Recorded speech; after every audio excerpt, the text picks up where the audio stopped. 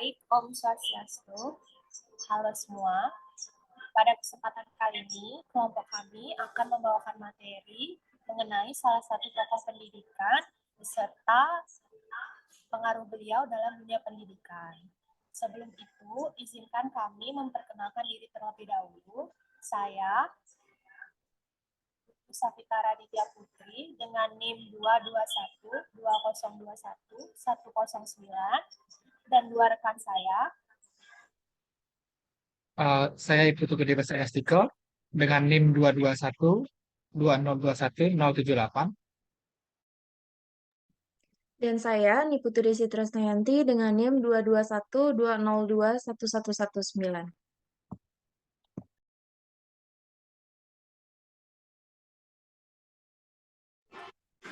Pada pembahasan kali ini, kita akan membahas 3 topik.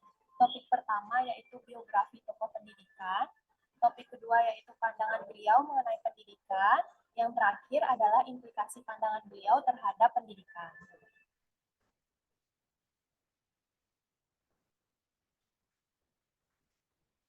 Tokoh pendidikan yang kami pilih adalah Bapak Nadiem Anwar Makarim.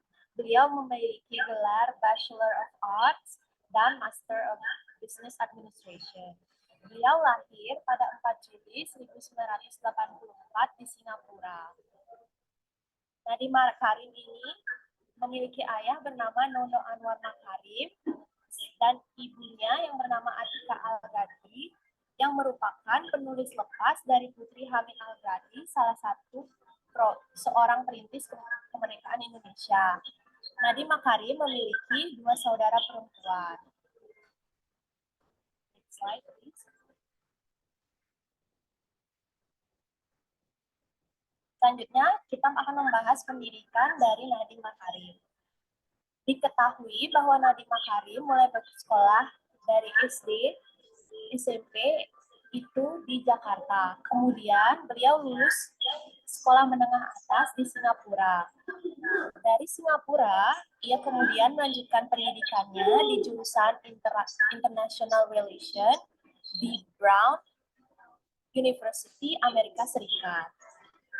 Dan selama setahun, Nadiem Makarim mengikuti program Foreign Exchange di London School of Economics. Ia juga melanjutkan studinya di Harvard Business School, Harvard University, dan lulus dengan menyandang gelar Master Business of Administration. Materi selanjutnya akan dibawakan oleh rekan saya. Untuk waktunya dipersilakan.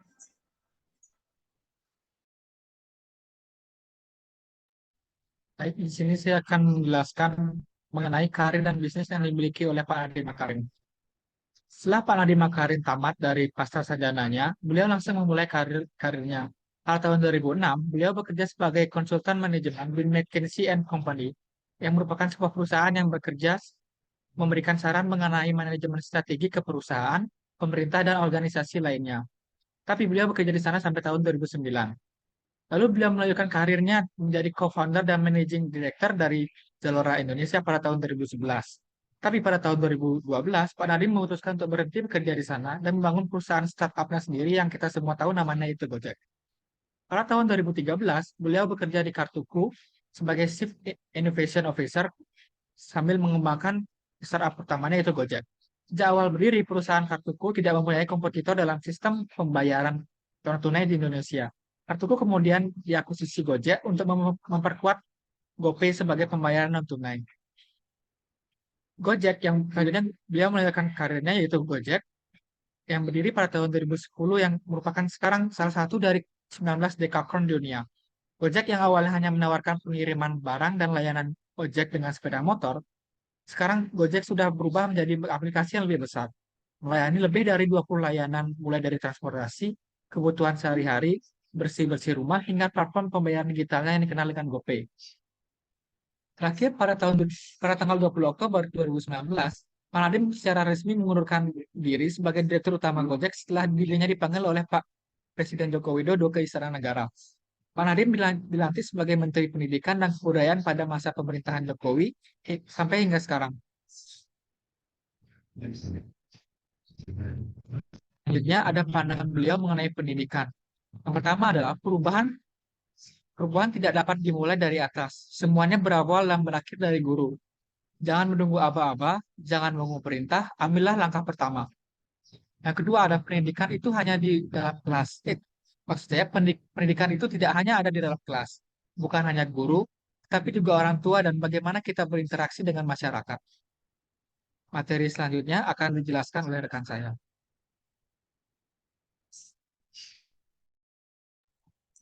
Baik, selanjutnya saya akan menjelaskan terkait implikasi pandangan beliau terhadap pendidikan di Indonesia. Selama menjabat, Bapak Nadiem Makarim membuat beberapa kebijakan untuk menunjang kualitas pendidikan Indonesia.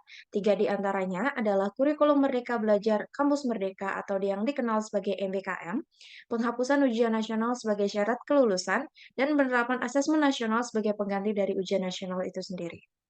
Yang pertama adalah kurikulum Merdeka Belajar Kampus Merdeka atau MBKM.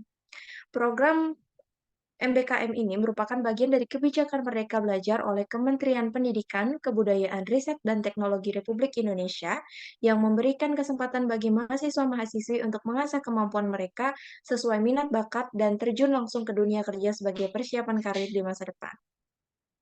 Di mana di dalam proses pembelajarannya akan dipusatkan atau difokuskan pada mahasiswa itu sendiri atau yang sering dikenal dengan student-centered learning.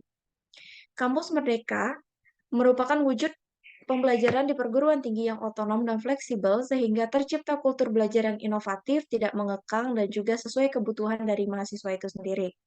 Program-program utama di dalam program Kampus Merdeka ini yaitu kemudahan pembukaan program studi baru, perubahan sistem akreditasi perguruan tinggi, kemudahan perguruan tinggi negeri menjadi PTN berbadan hukum, serta hak belajar 3 semester di luar program studi. Di mana yang dimaksud dari hak belajar 3 semester di luar program studi ini yaitu mahasiswa diberikan kebebasan mengambil SKS di luar program studi selama 1 semester dan berkegiatan selama 2 semester di luar perguruan tinggi asalnya. Dan selain itu, mahasiswa juga diberikan kesempatan untuk magang dan melaksanakan proyek pengabdian di masyarakat, salah satunya melalui program kampus mengajar.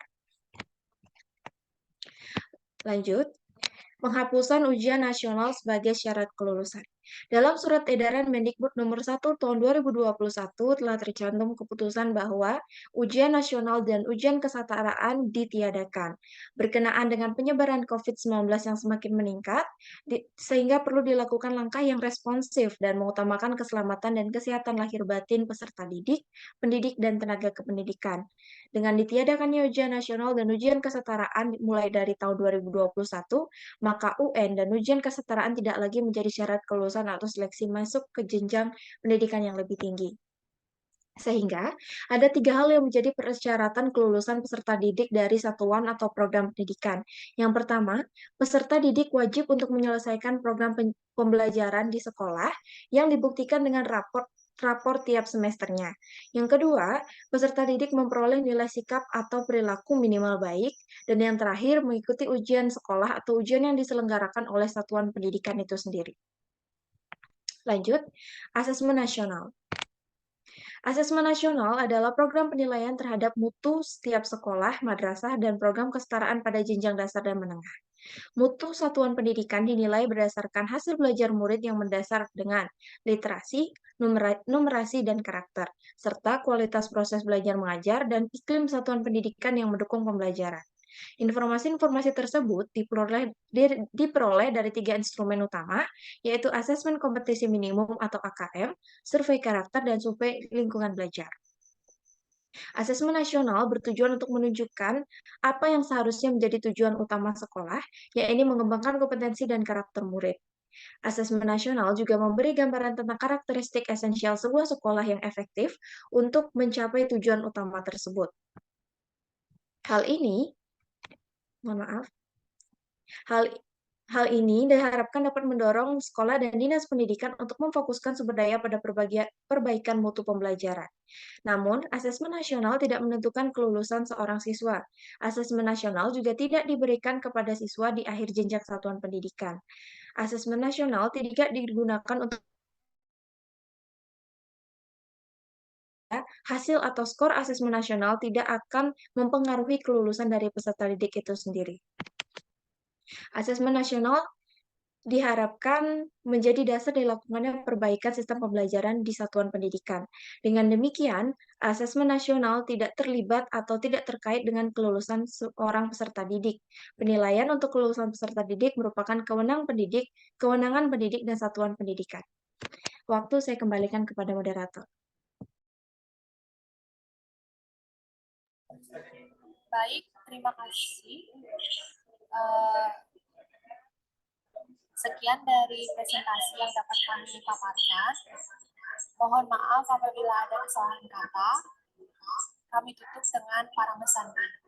Om Santi, Santi, Santi.